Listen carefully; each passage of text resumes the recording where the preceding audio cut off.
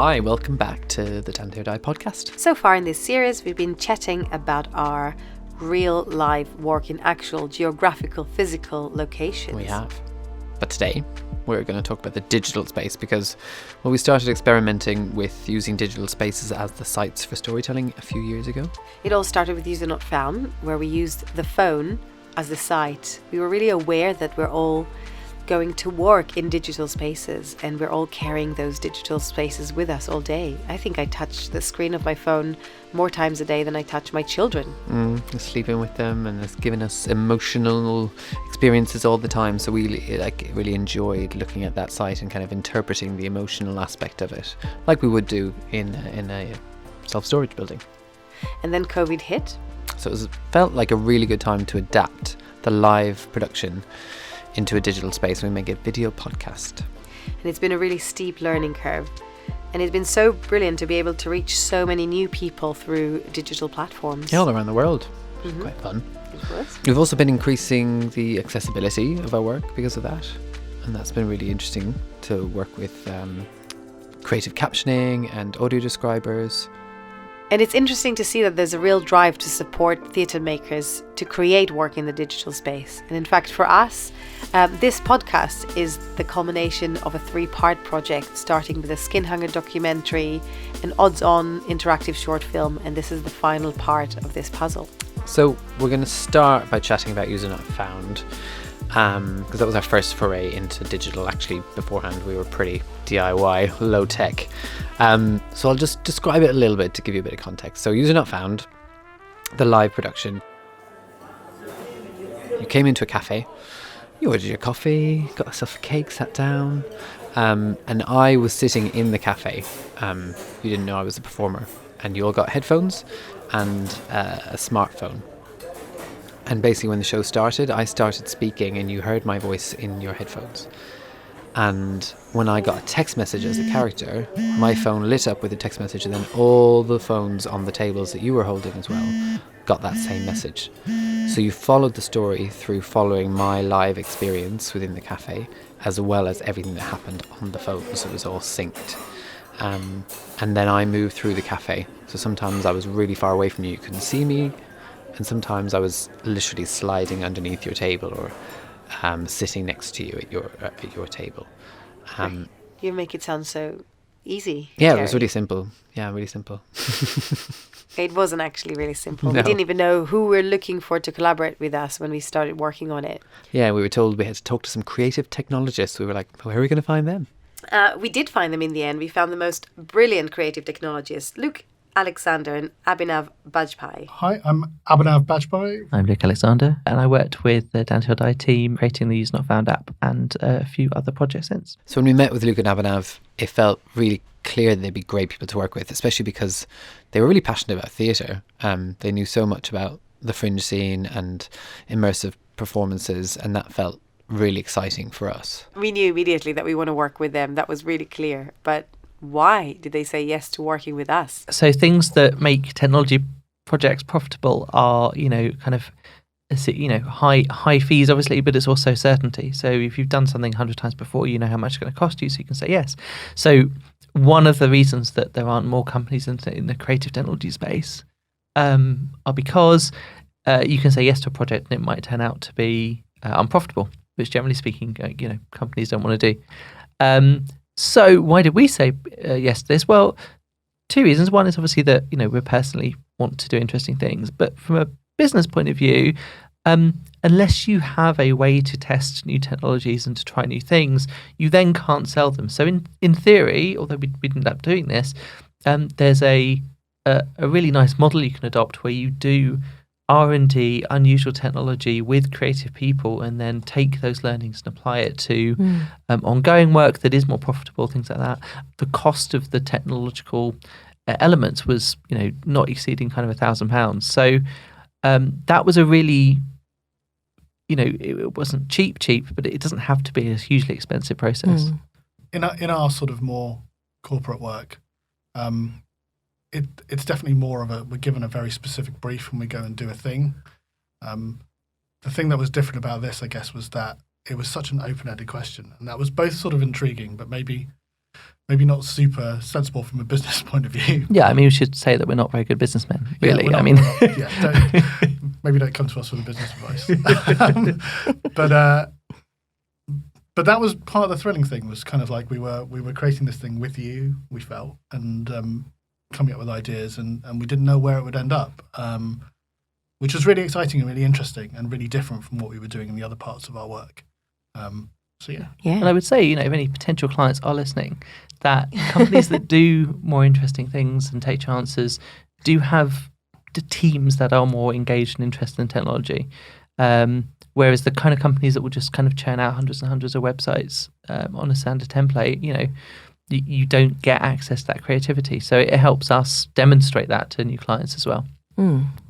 I think it's really useful for young theatre makers to hear, or for any theatre makers to hear, okay, there's value to what we can offer to the tech company as well as the other way around. I think that's good to remind ourselves. But it has to be a sort of collaborative process, right? Because if it is a purely transactional, you know, relationship where, you know, we give you some money and you're going to build this thing, it doesn't work as well. There's no motivation from both sides to change things, and you start getting to the point where you're saying, well, this is exactly what you get, and that's just not how creative technology projects can work. It needs a bit of give and take on both sides. There were a lot of challenges.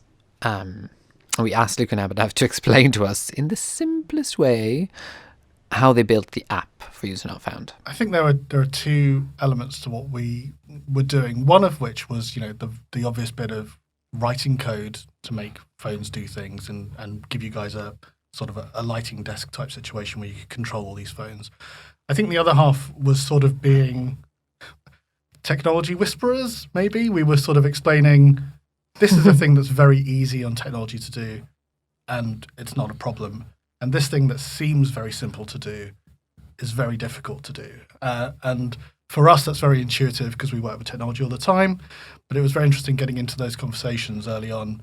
I think we would have conversations where you'd say, we'd love it if in this scene the lioness could be superimposed over the camera image. And we were just saying, you know, in 2016, a phone can't do this. It's just not impossible. It's just not possible. Whereas Would it have been possible today? It might be possible today. It definitely more possible today, yeah. But then I remember having a conversation with you guys where you were like, we'd really love it if the phones could have the date and time of the show that day. We were like, that's very easy.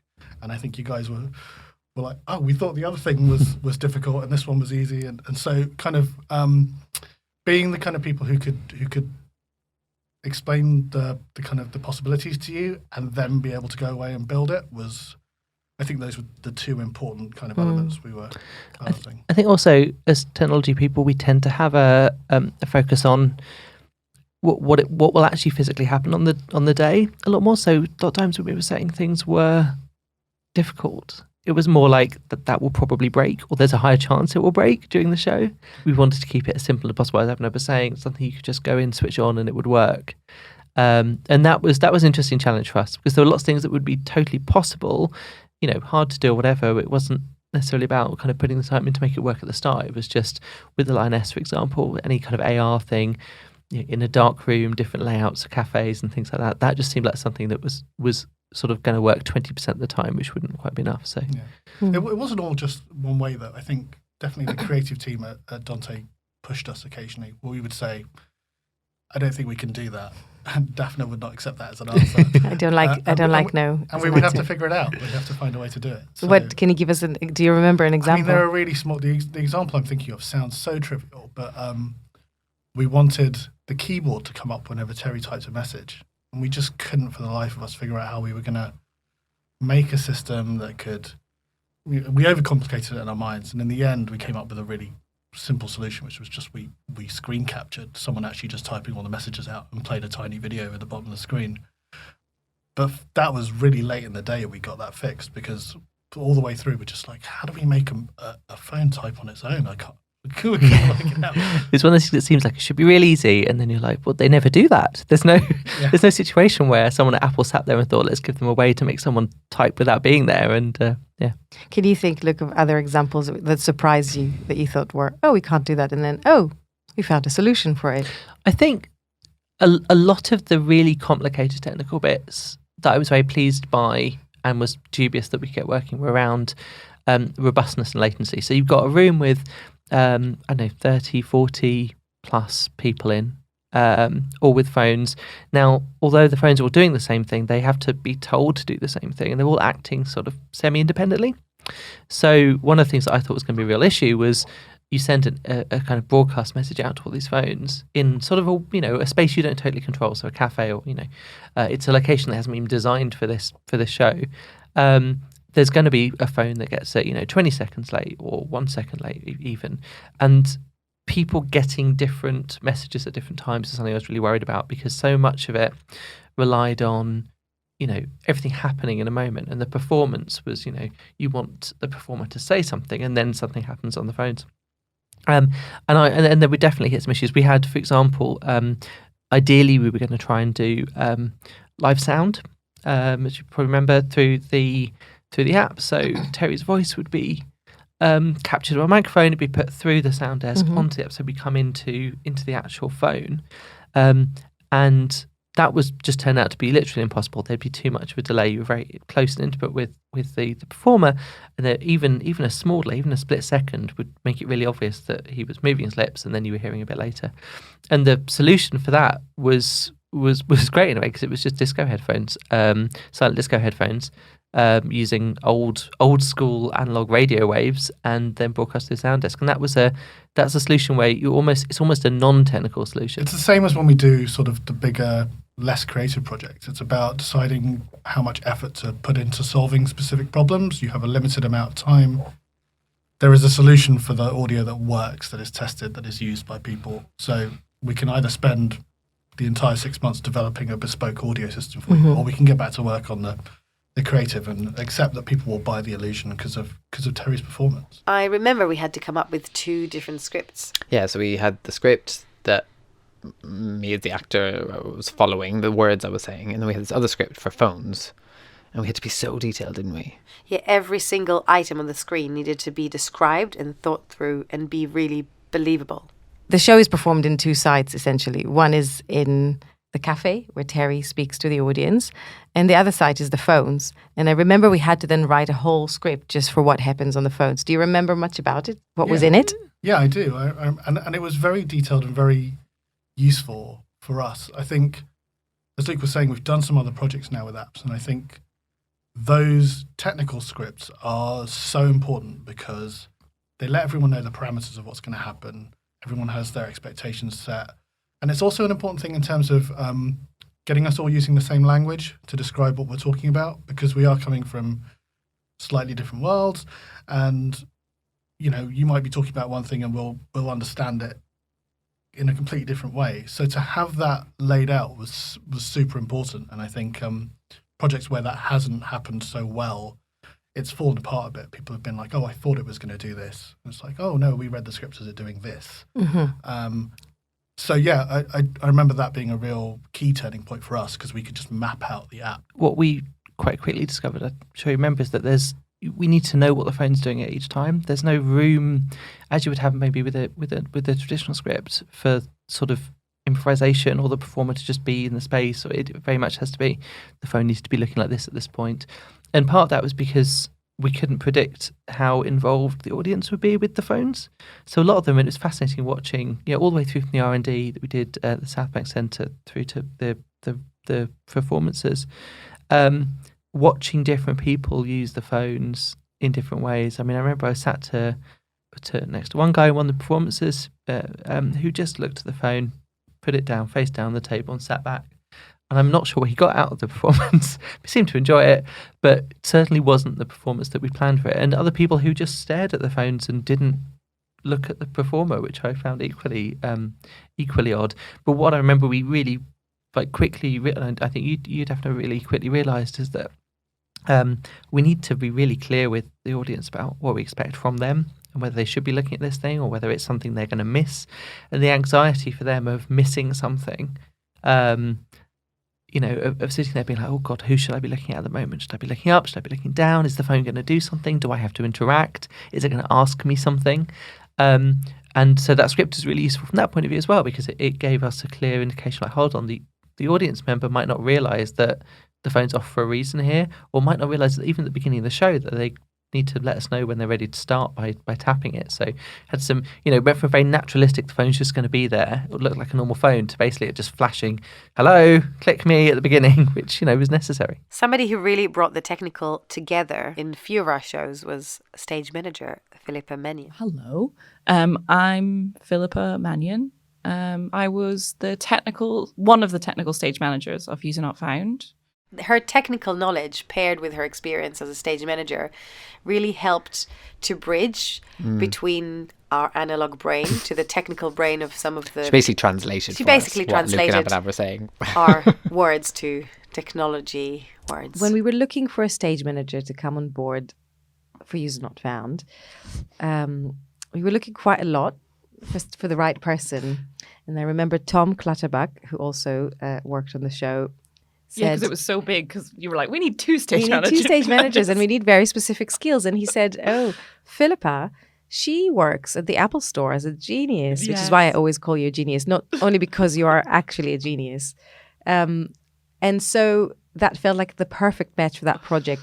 Can you talk a little bit about how you brought the skills? What skills did you need that weren't kind of regular stage management skills? The story would happen in front of you on this person's phone, and what you realize during the show is that you're holding Terry's phone, and you can see lots of things. Whatever he's seeing on his phone, you can see it on the phone that you're holding as well. So you needed somebody quite specific to be able to kind of like troubleshoot these like mobile phones, troubleshoot the network that the phones were all sitting on. So the phones were sitting on this internet. Well, it's an intranet, but an internet. Let's call it an internet for fun. And like basically you needed someone to be able to quickly troubleshoot and understand what was going wrong with that, and work with the app developers, because you worked with these amazing app developers, Luke and Abhinav, who built this amazing app so that the phones would run and all show the same thing, basically. I think like one of the things I could help with was could follow instructions really, really quickly from Luke and Abhinav that didn't need a lot of translation. So especially when we got up to like showtime, I remember the first show we did in Ipswich, which was the first ever performance, which must have been... What do you remember about that? So stressful. I didn't actually see any of the app before we actually ran the show. So I ran the show completely blind. I was able to communicate with Luke and Abhinav quite quickly about like kind of knew all the little lingo and syntax that they would use to communicate to them. And I learned a lot from them as well. It was quite an exchange, because they were like, oh, that's called this. And I was like, amazing. That's what we want to hear. Because the computer screen is they call it real estate, like how much real estate you have to like fit on the screen. So they were always talking about like, oh, there's not enough real estate to do that.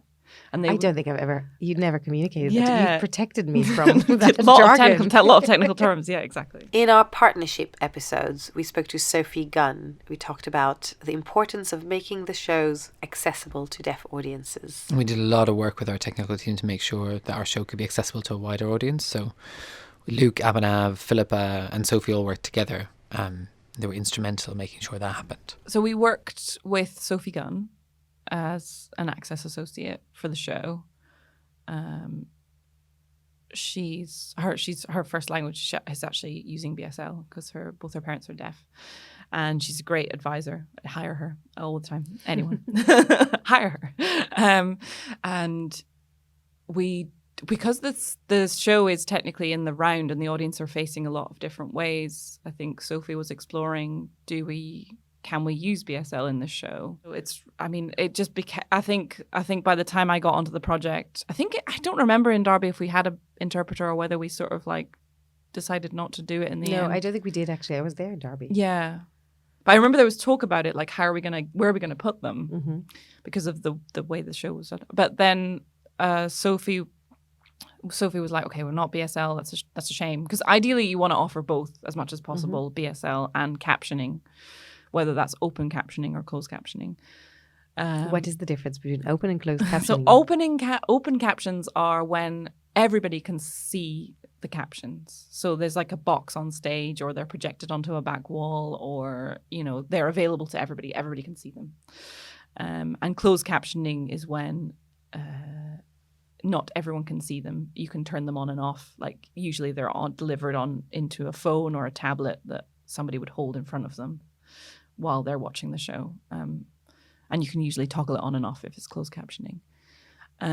But for this show, we had this magical gift of we gave everyone a mobile phone.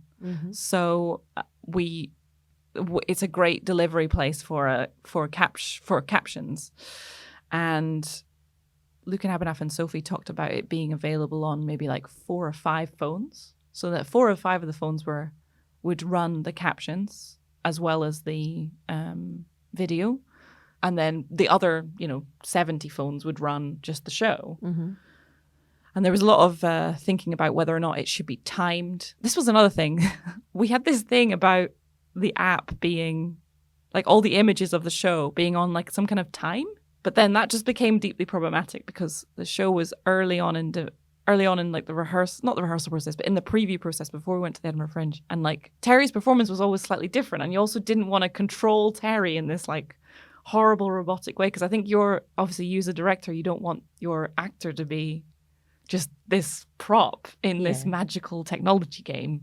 Exactly. And it was lost that kind of human touch. So I remember Abhinav being like, okay, we're going to have to design the captions so that you can send every single caption to the phone. And then Sophie also made the point that we don't know how many people are going to want to use captions. There may be some people who English is a second language, people who are hard of hearing, people who don't come to the box office and say, hi, I'm deaf, I need a caption phone. Like, just people will find when me and Tom go around and speak to people and then realize that they're not understanding what I'm saying, or they're reading my lips, and it was like, we need that flexibility of being able to turn the captions on and off on all the on phones. all the phones.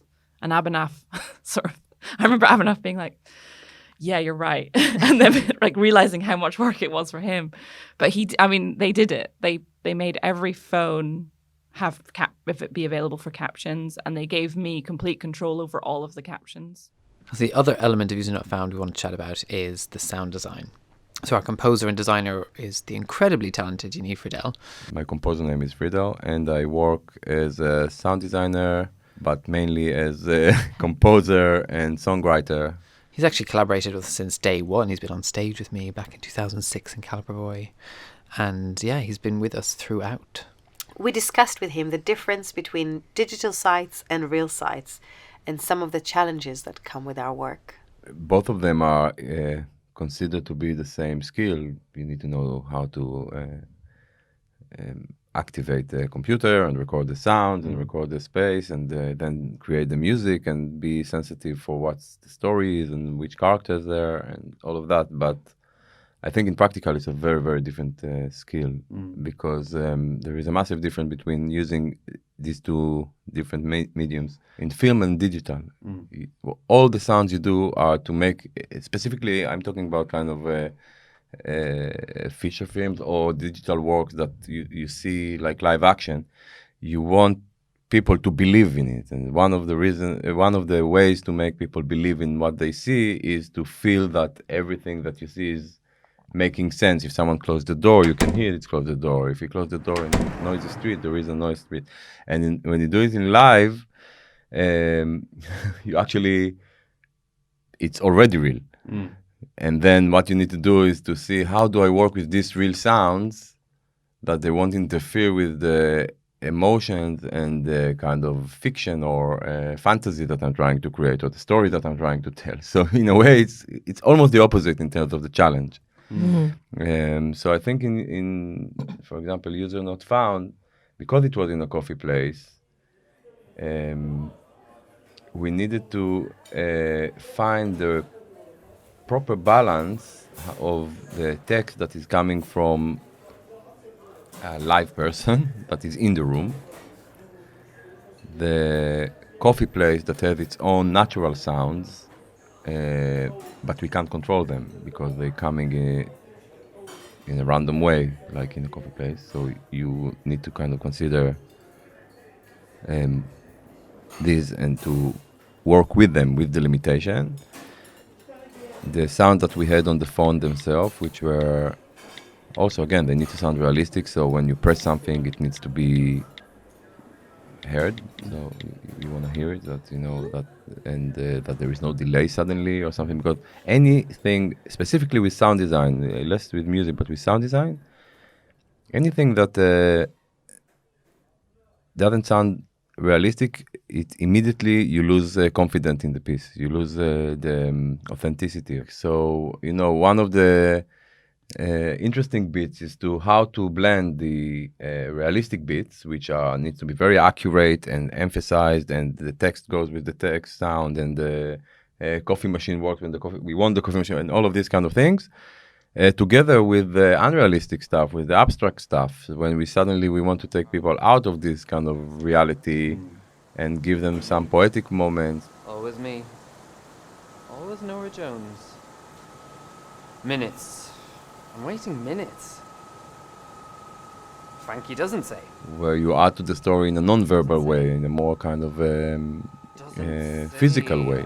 And my mind, it wanders back through Frankie and Neelam and college and back to my first kiss and back to my 14th birthday and back to when I was 6 and went on a holiday in Wales and it rained and rained. I remember looking at the distance at these little sheep, like little watercolour blocks of amnesia, and I remember the pounding in my heart the first time I heard my mother say the word cloudburst.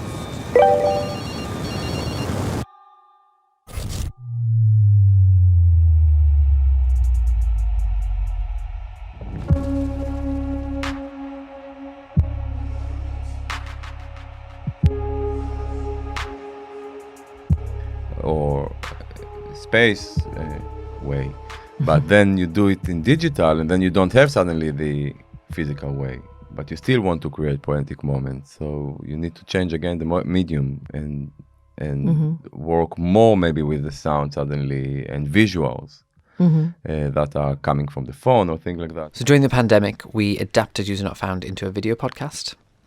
We wanted to see if we could bring the show to people's own phones at home. So we asked Yaniv about his experience with that transition. When we adapted it to a podcast, I felt that we need to be more accurate in terms of the sounds because you lose The sight. the sight, which is I don't know what percentage it is in the piece, but it's quite a big one, I would say. We couldn't actually get into people's phones and get them to vibrate. Do you remember what solutions we found for that? For the vibrations? Yeah, we couldn't physically vibrate, for example. I think we use the sound for. We use the sound, Yeah, it's like lips. It's amazing how when you hear this sound, you almost feel the movement of the phone nowadays. And the opposite. Many times I put my phone in my pocket, and something vibrates, and I think it's my phone, and then I realize that I just imagined it. So it works vice versa, I think, and specifically the vibration, because it's such a unique sound in a way. I think part of it is specifically when you record vibration of the phone. If you record it on a table, for example, it even becomes more realistic.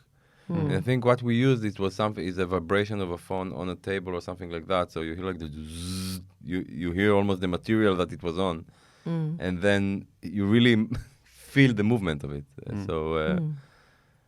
But I think it's the same with the button of the iPhone. They removed the button, but they kept the vibration feeling. Yeah. So you almost feel that there is a button there, but there is no. It's flat. It's also it's a psychological difference. People were not sitting in a cafe. They didn't see the cafe. Yeah, they didn't create that world. drink a cup of coffee when they... Yeah, and still they had background noises. Yeah. But now it's even less in control because it's not coffee place background noise. It can be a garbage truck outside. So again, you come back to the television world or to the cinema world where you don't consider these other outside sounds. But I think we needed to, first of all the movement areas where we had the movement in the show, which adds a massive element in the hyper-realistic and the feeling. Suddenly we needed to create them only with visuals and sound. So I think we had to, if I remember, we had to enhance these kind of parts and edit them more correctly and control them, and maybe edit it shortly, even shorter, if I'm not wrong. And that was one thing. And really work on the transitions from the voice. Suddenly it makes more sense when the voice become affected because you're used to hear like that. So we didn't want to. I remember that then the effects can suddenly become ridiculous if you don't do them more gently. It's like someone finding Photoshop and start to put everything in bold and glitzy lights because it can. So you need to be more gentle in order to do the transition smoothly. So yeah, I think it was a very interesting process. I think in this specific show, because it was anyhow on headphones, it was interesting how two different mediums, both you hear in the same way, can be so, in a way, have different challenges. One of our digital projects is an interactive, animated short film called Odds On. And we worked with an animator for the very first time, John Branagh. Hi, my name is John Walsh Branagh, and I was the animation director and editor of Odds On. We got John to tell us about Odds On in his own words. I would describe it as an interactive film experience. Yeah, even though I'm not sure that was what we actually came up with in the end, but for the title. But I feel like it's kind of, and it's also kind of indefinable, if that's the word, because I've never seen anything like this done before, where it's a combination of lots of different disciplines and media. So an audience member would log into the Odds On website and create their username and profile. You're the best. Sure I am.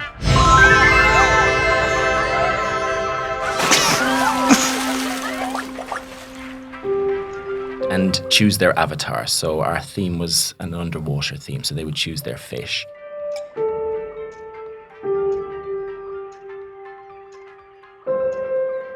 Shall I put you back in the water? Yes, please, Plutus 57.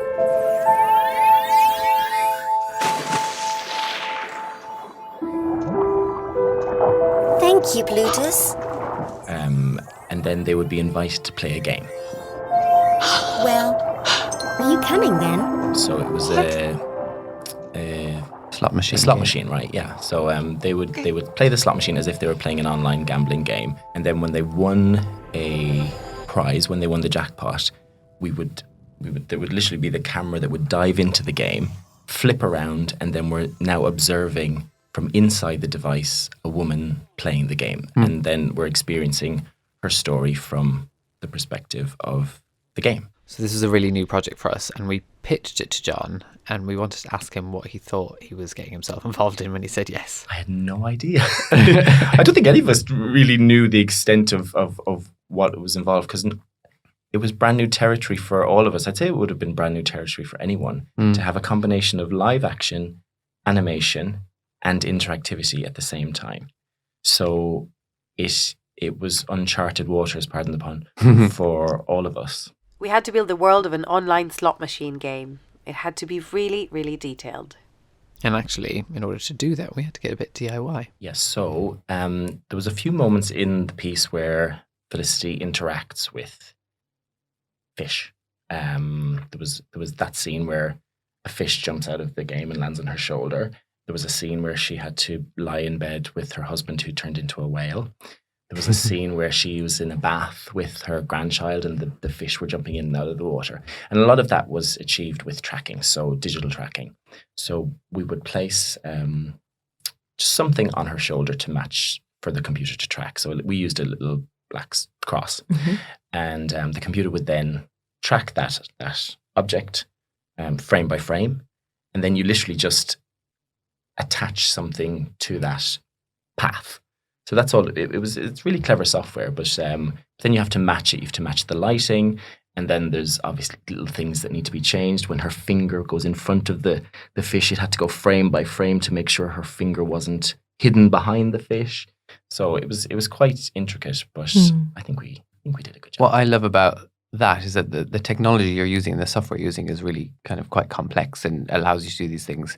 But the actual physical way that we did it in the room was quite DIY, wasn't it? Yeah, literally a cardboard square or a cross on the And shoulder. when we did the R&D, we had Philippa, a stage manager, underneath the table, like tapping Fiona because it was like a way for her to know what spin she was on. Yes, yeah, to know when the sound effect would finish. Yeah, there was, but I loved that. Yeah. In how we did it, there was no sense of whether we were doing it right or wrong. We just figured it out as we went, and that there was a joy in that because we were all on the same page. And that's like Page such one. the heart of like theatre making, isn't it? You're kind of in a room together going, well, we want to achieve this thing. How do we do it? And everyone kind of, yeah. Yeah. The other issue that we tried to solve for a while was how to make it feel like we are on the other side of Fiona's screen. So she would touch the screen in the right place. And we had a big construction with a perspex attached to a tripod. Do you remember some of those experiments and what solutions we tried to find with it? Yeah, so yeah, you're right, because there was the we had to have the sense of that you're inside a device looking out. So there has to be a surface that she can tap, and she will tap the same point every time. But that's really difficult to achieve for Fiona or for any actress or any performer who is they're both the talent and the camera person at the same time, and having to negotiate that. So we used little markers outside the perspex, didn't we? Like little things on that device that she held. We had a little marker that would say spin button or mute button on the side. And she did really, really well. And she had to like learn it. It was like choreography in a way. 100%. She just had to learn which button to press at each time and remember like with her lines what she was doing. And follow her eye line or know where the creatures were in the scene that she had to be looking at. And, she did a fantastic job. So working with John was really interesting because he's not just an animator. No, he is an amazing West End musical theatre performer. Like he's been in Priscilla, Queen of the Desert, Matilda. He played the Rum Tum Tugger and toured internationally. And to me, it felt like working with him was almost like working with a choreographer. He understood the space and he understood the rhythms and he understood the choreography of the animation. And creating a narrative and a drive. And yeah, it was great. I know this sounds strange to someone looking from the outside, but it felt the same. So as putting something on stage. So if let's say there's a scene where, let's say the underwater dance party, that's a section in one of the scenes. It happens in a kind of a 3D environment with lots of rocks and underwater plants, and there's a ship in the background and mountains and bubbles and all the rest. So you form this 3D set, which essentially, it's probably subconscious, but ends up being kind of a pros arch sort of a setup for me. And if you move the camera away, it literally looks like a stage floor with lots of flats and then just layers going off into the distance. And then you record each individual character's performance one at a time. So but you go body part by body part, but then eventually it's character by character. And you place them on the stage and then light it, like literally light it. So like the software goes, place spotlight here, angle it there, whether you want the spotlight to move, whether you want the angle, the cone to go wider or narrower, and when you want them to fade up or change color. So it felt like putting together a digital show. So it felt really transferable. And when people were entering, or the characters were entering or exiting, and what their staging was. So it felt like the same, just using different tools. So that's a little glimpse of how we've been making digital worlds our sites. And actually, if you want to watch Odds On, it is available right now for free on our website. It's danteodie.com. We'd love to know what you think. Thank you to Luke and Abhinav. And even John. And Philippa. And if you have any thoughts or questions about what we've been chatting about, please get in touch on our socials at Dante or Die. #DOD podcast.